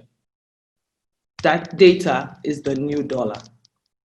Think big, act fast, embrace technology. Thank you very much. Wow, thank you, Charlotte. That has really made eyes pop. Data is the new dollar. We are going to have to embrace technology in every single thing that we do. And you can see that that is the thread that binds all the three topics that we've spoken about. Technology is extremely important. I mean, even the COVID times, you can see that those companies that had technology were the ones that really thrived. You know, everything moved. We're using Zoom, we're using all these other platforms. Thank you very much, Charlotte. Let me just remind everybody again, please edit your names so that we can go into the session. Can we have the housekeeping rules first? Just put them up. Then we have some a few questions for our speakers. So, Mr. Monday Igberehara, I hope I pronounced it properly. In the present opportunity in the oil and gas sector, is there room for appropriate technology? Is appropriate technology a focus?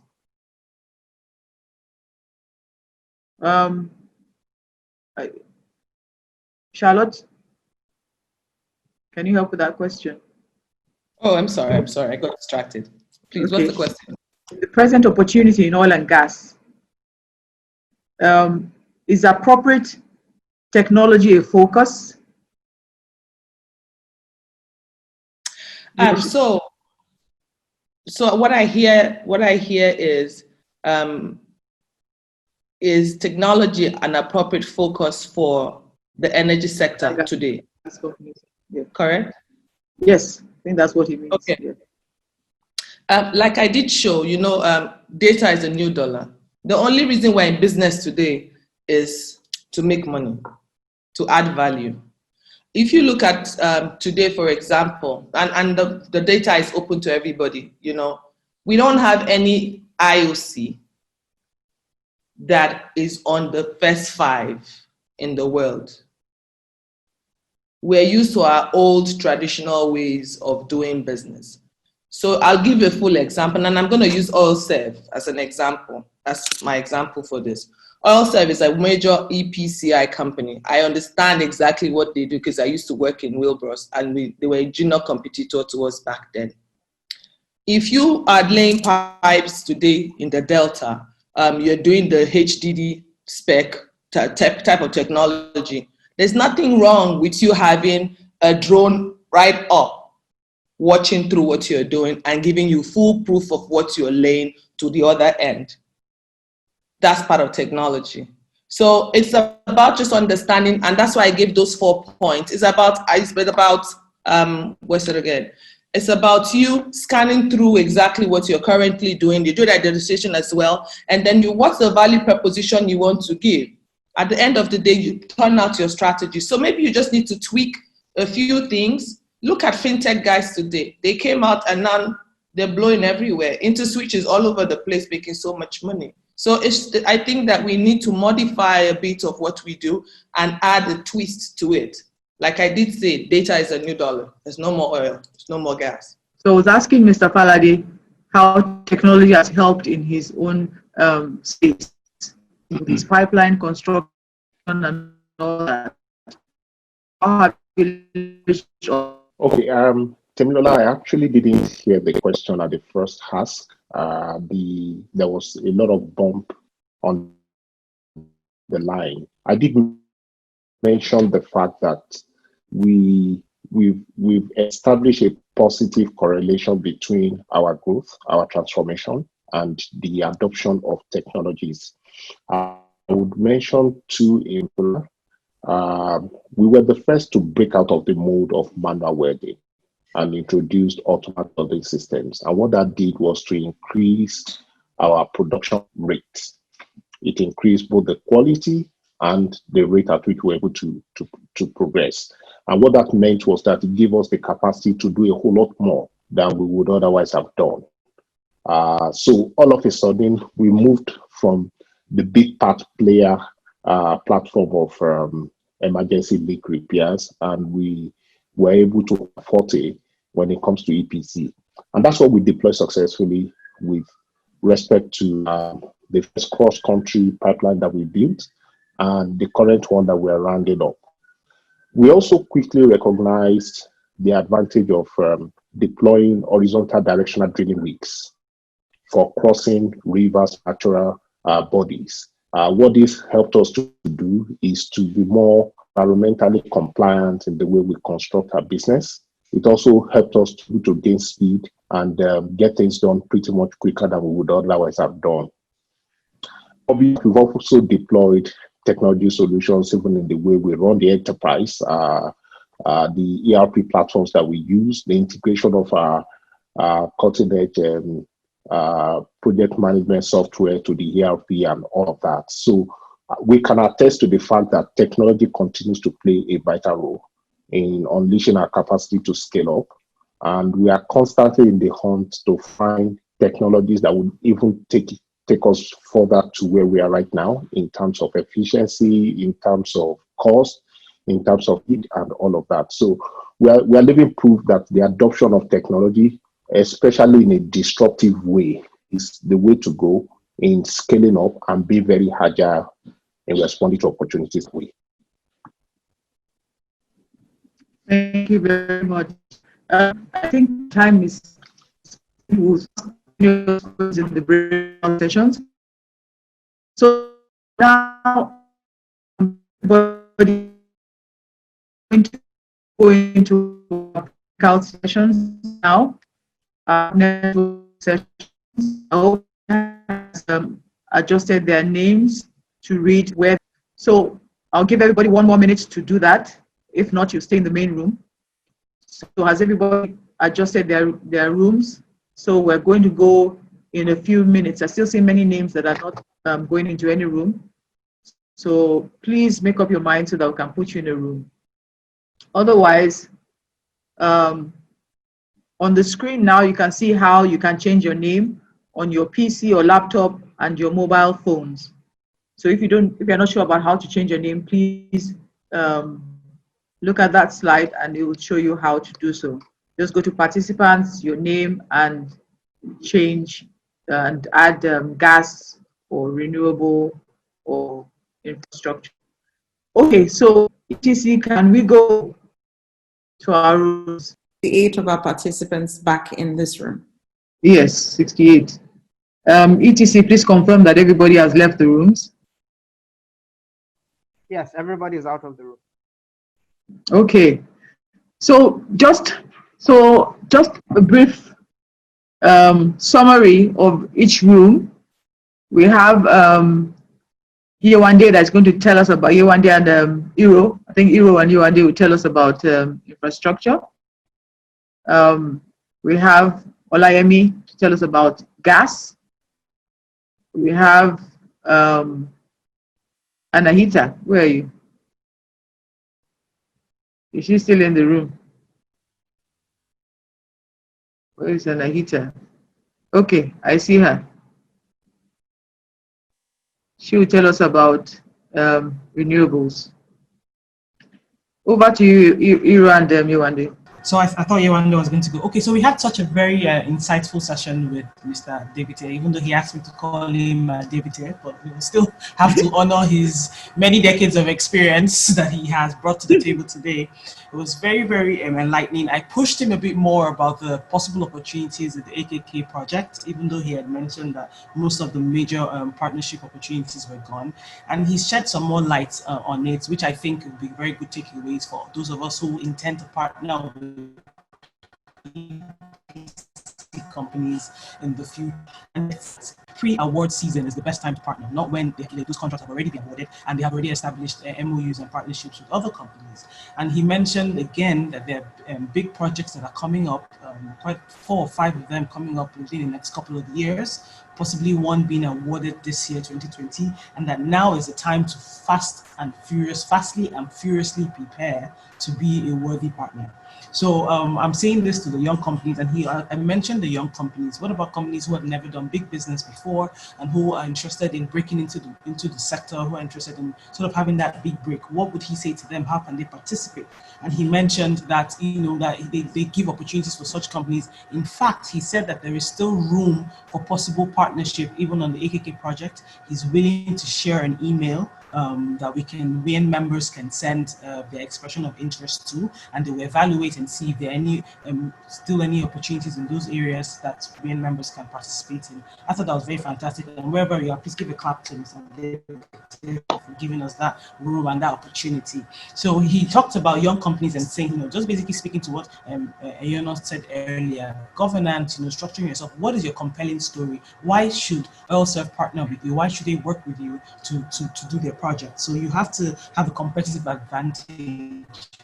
Bring some the other people to bring to conversation. And I mentioned, asking what sort of opportunities do they give to women-owned businesses, and then also for professionals, women professionals in terms of employment. And he mentioned that as regards contractors, they see them as genderless. I have still challenged him to change that perspective, and I'm going to send him a private chat, still telling him that his organization needs to look at contractors as their gender. For have an established woman-owned business, you must give credit to that. You must give the opportunity for her to grow and for her to thrive. And I'm sure he's going to listen to Leon today.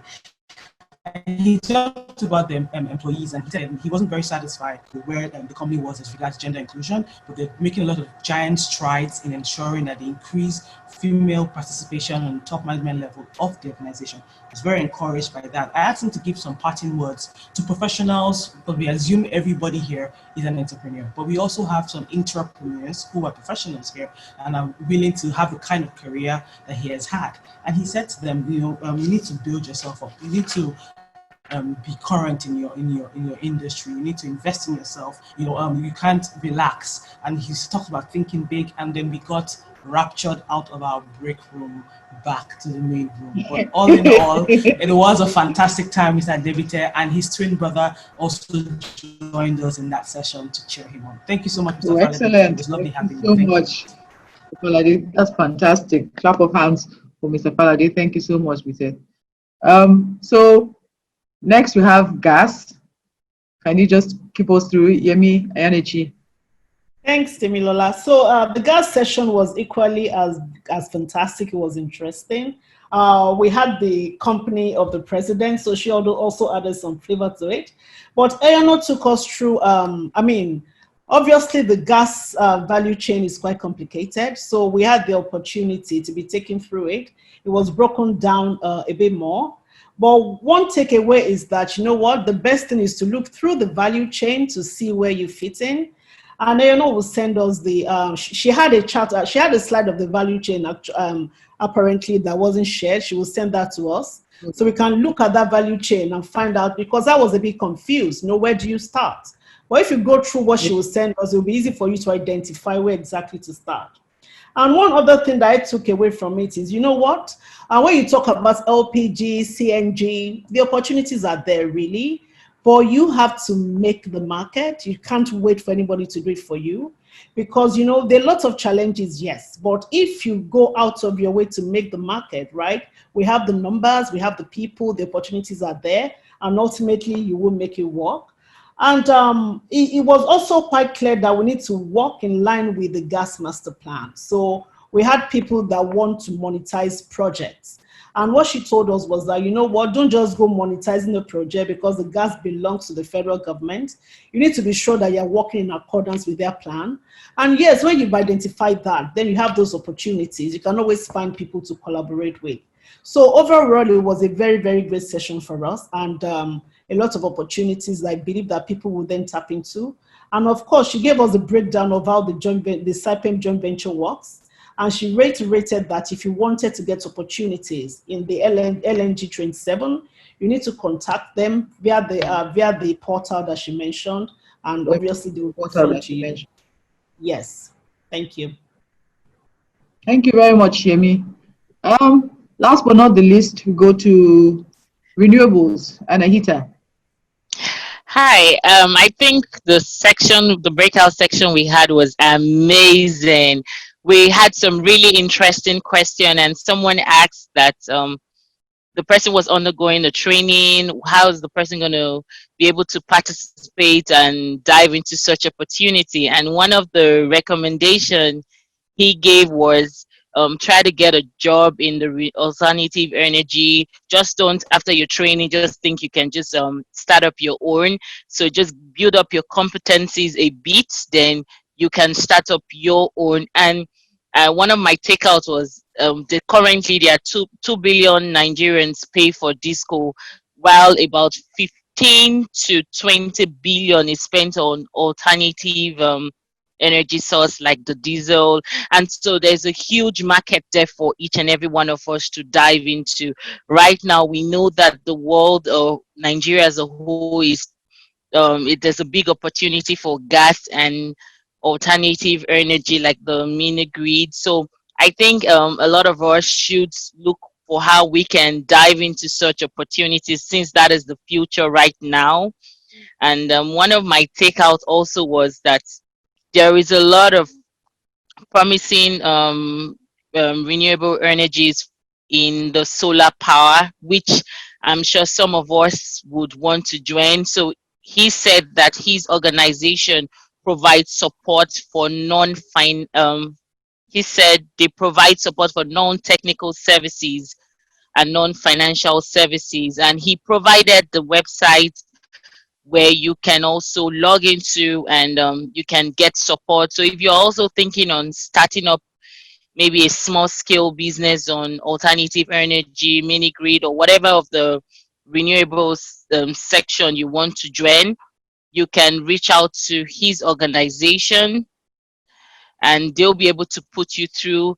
Then I also learned that I asked the question on how is that, do we require any government regulation or law on how we can start it? Because we know that for the oil and gas sector, you have to have some certain permits to be able to function properly. But he said currently right now, there's not really any rules and like really strong laws. So it's still that the sun is still yet to identify like laws that will govern renewables. So I think now that it's still at its the best stage, is the best time that we all can dive into, and it's a huge opportunity for us all.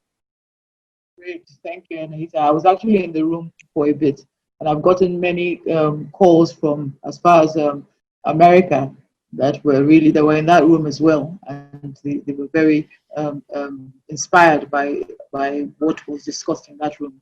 I must say a big thank you to Eyono, to Dr. Boa, to Bite, Falade. You guys have been fantastic joining us today for 3 hours. Honestly, for executives, your time is precious and you spend those 3 hours with us on a public holiday. I must thank you from the bottom of our hearts. Wayne thanks you from the bottom of our hearts. And we know Dr. Boa has shared his number on the chat group. Please go there and get his number so you can communicate with him after this session. And we'll expect the other information from Eyono going forward. Mr. Faladi, thank you very much. And we know that we need to come into the space right now. So we're still looking at AKK actually. So we'll still come to get some opportunities there. Thank you very much. So now I know that many of us are not WEN members, but if you would like to join us, we're doing great things here. We're pushing the envelope. We're pushing women into different leadership roles. We're concerned about gender diversity. And if you want to join us, because the work is a lot and we need all the people that we can gather to help us in this work. So the Women in Energy Network, WEN, was established in 2020 to provide a platform for women across the energy sector value chain network, build confidence and grow careers and businesses. So if you want to be a member, on the screen you can see our registration portal. You can see how you can um, how you can interact with us. Social media is all up on the screen, and we have added to that. We're now on YouTube. When the YouTube, so would have it typed in the chat room, the address for the YouTube, so you can get it from the chat room. And we also have the process for joining the association. I don't know whether ETC can flash that process, please. The process for joining WIN.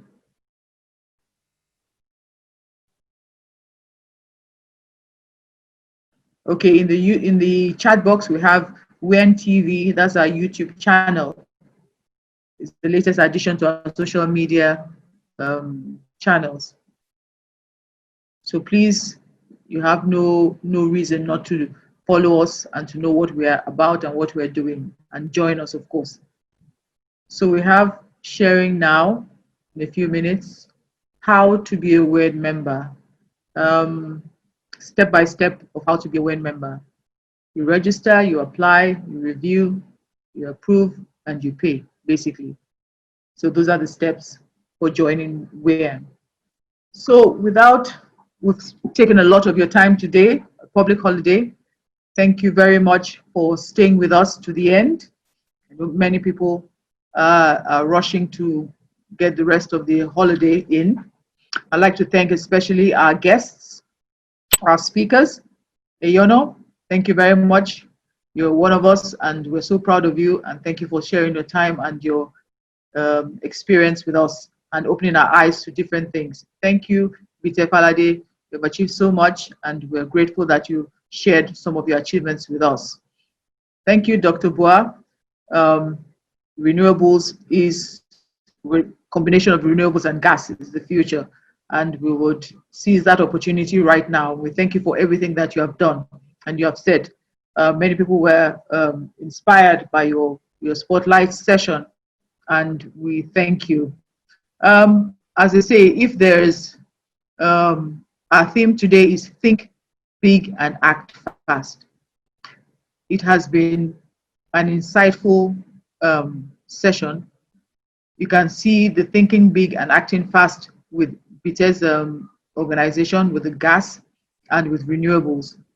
And the string that, the fiber that joined all of them, the backbone, is the technology. You cannot do anything without technology going forward. So we thank Charlotte for her insight into technology and showing us exactly what technology can do and how we can scale up and pivot our businesses using technology. So on behalf of our host and President Fumi Ugwe and all the members of Women in Energy Network, I'd like to thank each and everybody for staying with us to the end, for participating actively, and I hope it has been a time well spent, even though it's been 2-3 hours, but I know it is a time well spent. We will go back and think on everything that we have learned today and heard today, and I know that we can seize the opportunity right now. As I say, where there's a wall, you should build a door. Glass ceiling, you break it. So the sky is the limit. Thank you very much and have a good night.